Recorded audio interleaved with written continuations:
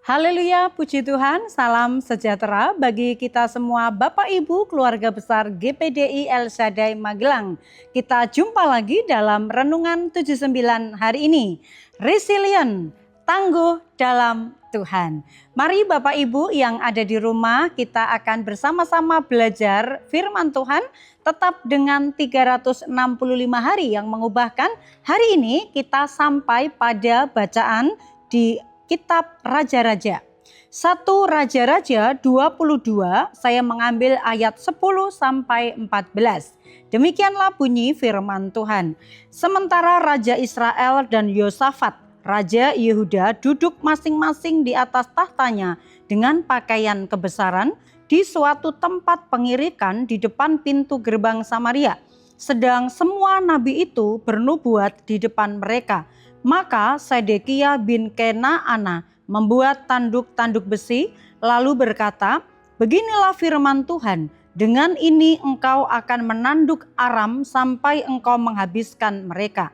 Juga semua nabi itu bernubuat demikian, katanya, "Majulah ke Ramot Gilead dan engkau akan beruntung, Tuhan akan menyerahkannya ke dalam tangan raja." Suruhan yang pergi memanggil Mika itu berkata kepadanya, "Ketahuilah, nabi-nabi itu sudah sepakat meramalkan yang baik bagi raja. Hendaklah engkau juga berbicara seperti salah seorang daripada mereka dan meramalkan yang baik."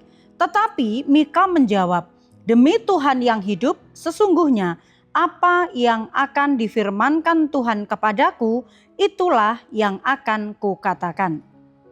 Puji Tuhan, haleluya. Saya memberikan tema dalam Renungan 79 hari ini yaitu pendirian. Observasinya, tokoh yang ada di dalam kisah ini ada Raja Ahab, Raja Yosafat, Nabi Mika, ada nabi-nabi palsu, juga Tuhan yang berfirman. Latar belakangnya adalah akhir masa pemerintahan Ahab sebagai raja di Israel. Mari kita sama-sama menginterpretasi pokok pembahasan kita.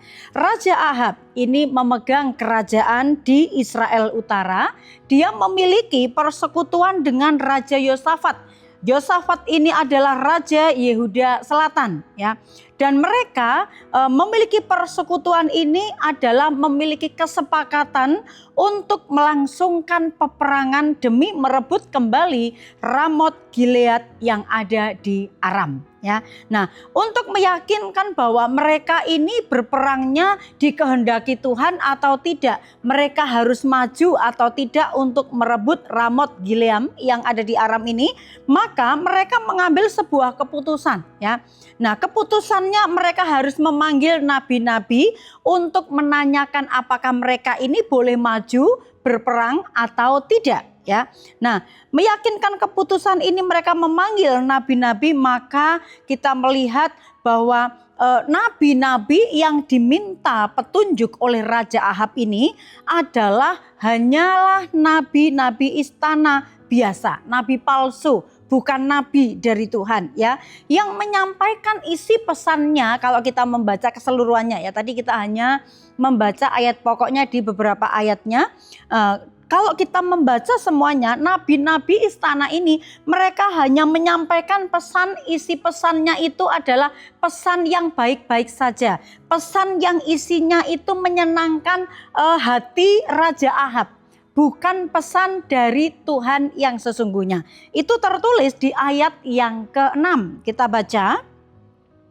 Lalu Raja Israel mengumpulkan para nabi, kira-kira 400 orang banyaknya. Kemudian bertanyalah ia kepada mereka, "Apakah aku boleh pergi berperang melawan Ramot Gilead atau aku membatalkannya?"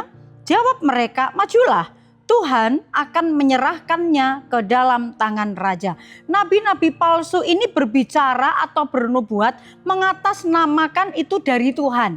Padahal apa yang mereka sampaikan itu adalah dari pemikiran mereka sendiri. Tujuannya apa? Supaya raja itu senang. Raja tidak menghukum mereka. Raja itu akan senang dengan apa yang dinubuatkan oleh mereka dan mereka aman. Itu menguntungkan bagi mereka. Tetapi Raja Yosafat ini berkata, apakah tidak ada nabi yang lain selain 400 nabi ini gitu ya. Karena mungkin ya kalau kita membaca seterusnya, Yosafat ini adalah raja yang takut akan Tuhan ya. Nah, apakah tidak ada nabi Tuhan untuk kita menanyakan pesan dari Tuhan ya. Dan Raja Yosafat meminta nabi Tuhan itu untuk benar-benar mendengarkan apa pesan daripada Tuhan. Dan akhirnya dipanggilnyalah Nabi Mika. Meskipun Raja Ahab ini sudah menerangkan ya, sudah menyatakan ada sih satu nabi lagi, tetapi saya benci dengan dia karena dia itu tidak pernah menubuatkan yang baik tentang saya gitu ya. Nah, tapi pada akhirnya karena permintaan dari Raja Yosafat ini maka dipanggilnyalah Nabi Mika. Mika ini adalah nabi Tuhan. Mika ini akan berbicara sesuai dengan yang difirmankan oleh Tuhan. Berbeda dengan nabi-nabi palsu, nabi-nabi kerajaan tadi itu, bahwa mereka berbicara dengan nubuat hal-hal yang manis-manis, yang baik-baik, yang menyenangkan hati raja. Ya, nabi ini tidak memiliki pendirian sendiri, tetapi berbeda dengan Nabi Mika. Nabi Mika ini adalah nabi yang punya pendirian karena dia tahu apa yang disampaikan Tuhan itu adalah yang benar ya. Pendirian artinya prinsip yang kuat, tidak mudah goyah, tidak mudah terpengaruh bujukan orang lain. Pendirian Nabi Mika apa? Kita baca bersama-sama. Yang pertama adalah Nabi Mika itu dia punya pendirian tidak mau bersekongkol dengan yang salah. Ya, dengan nabi-nabi yang mengeluarkan nubuatan-nubuatan yang tidak benar tadi. Ayat 13.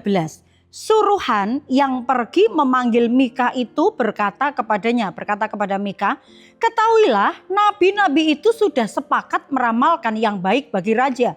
Hendaklah engkau juga berbicara seperti salah seorang daripada mereka dan meramalkan yang baik.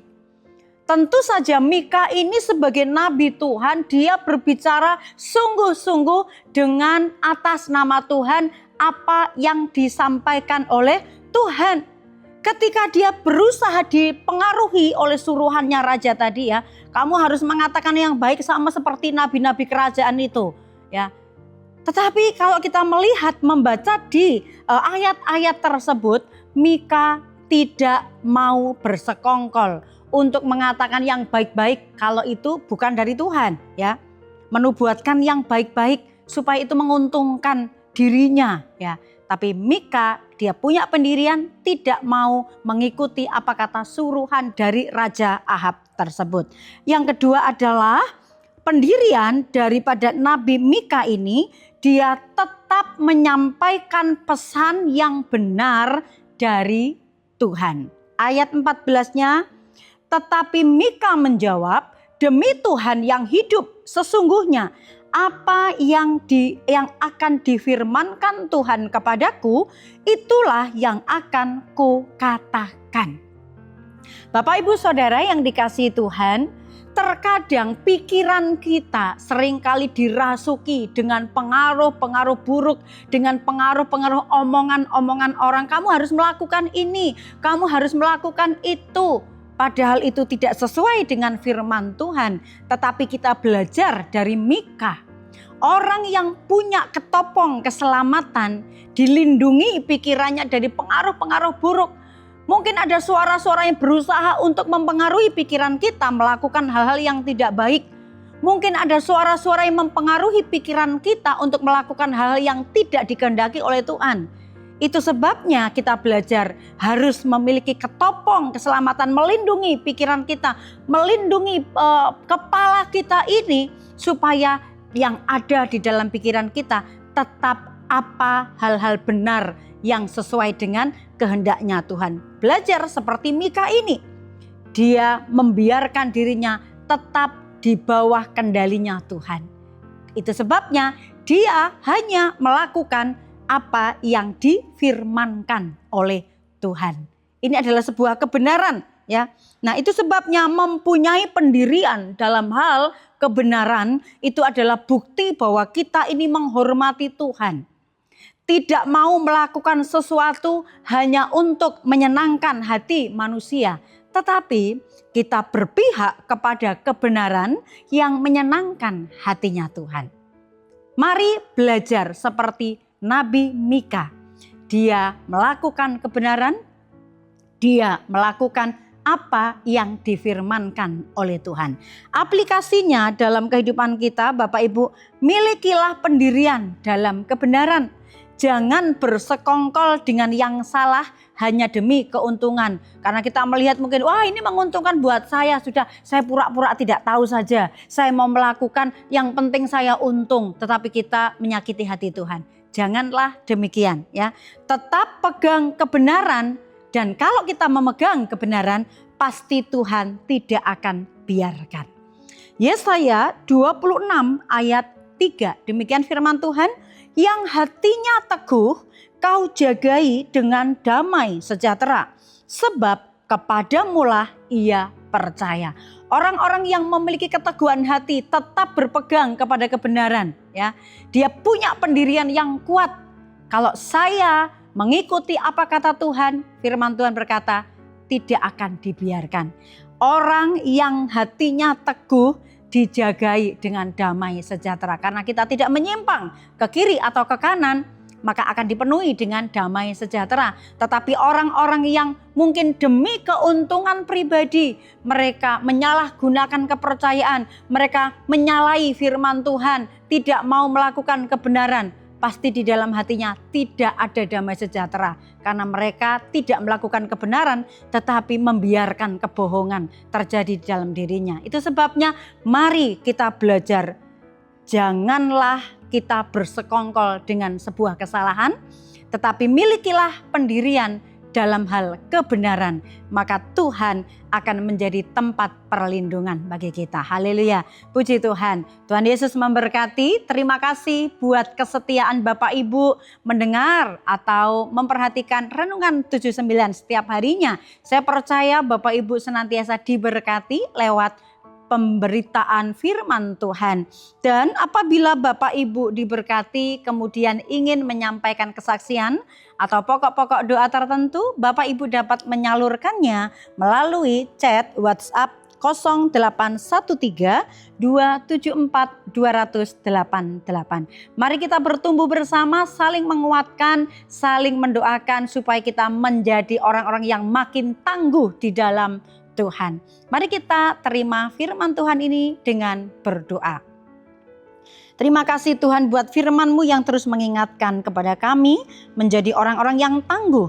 Orang-orang yang tangguh di dalam firman Tuhan tidak akan mudah terpengaruh oleh bujukan apapun juga supaya kami melakukan kesalahan. Tetapi orang-orang yang tangguh, dia tetap memiliki pendirian yang teguh akan kebenaran firman Tuhan, sehingga hidup kami menjadi orang-orang yang kuat di dalam Tuhan, kuat di dalam kebenaran firman Tuhan. Berkati umat-umat-Mu, keluarga besar GPDI El Shaddai Magelang, untuk kami mencintai firman Tuhan, untuk kami mengerti dan melakukan kehendak firman Tuhan. Terpujilah Allah dan Bapa Tuhan Yesus Kristus, yang dalam Kristus telah mengaruniakan kepada kami segala berkat rohani di dalam sorga. Terima kasih, kami terima firman Tuhan ini Tuhan dengan sukacita di dalam nama Tuhan Yesus Kristus. Haleluya. Amin.